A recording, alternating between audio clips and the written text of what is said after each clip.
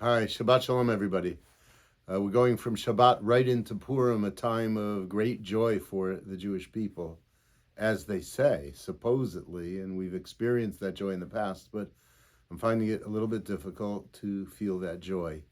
And I wanted to make some kind of a connection between the beginning of the reading of Vayikra, the book of Leviticus, and then the celebration of Purim, some parts of the celebration of Purim that have been problematic that we've never spoken about publicly because we don't know how to deal with them, but maybe now we have to learn to deal with them. So let me go to that first. In the book of Esther, which we'll read tomorrow, we read this wonderful story, supposedly, of this young Jewish princess that becomes the queen and saves the people by virtue of her relationship with Achashverosh, the king, and then her doing Haman in.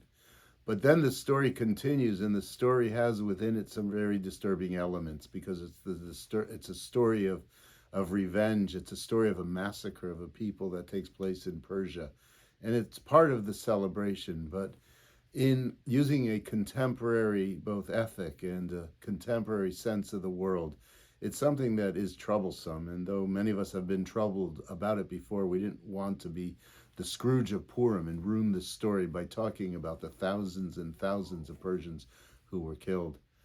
We're reading the book of Vayikra, and Vayikra is a book about sacrifice. The first word of the book is Vayikra, and he called.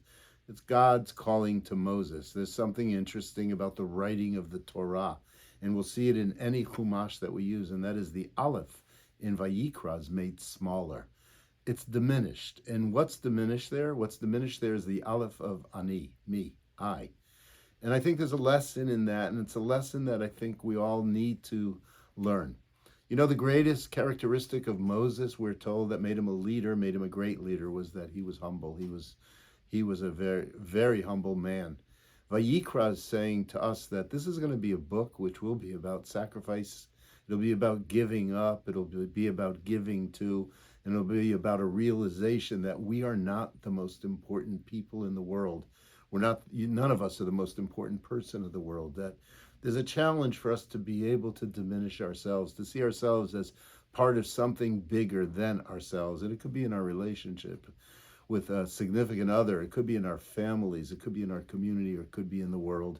I think that it's something we should strive for. And that's a religious message in all of this, the notion that Moses was a very humble man. The people of Persia lost their humility after their success by killing Haman, and the loss of that humility made them into a powerful people that destroyed so many other, and perhaps didn't have to. Maybe we can learn from these stories as we move forward and be able to create a more loving place by virtue of our humility.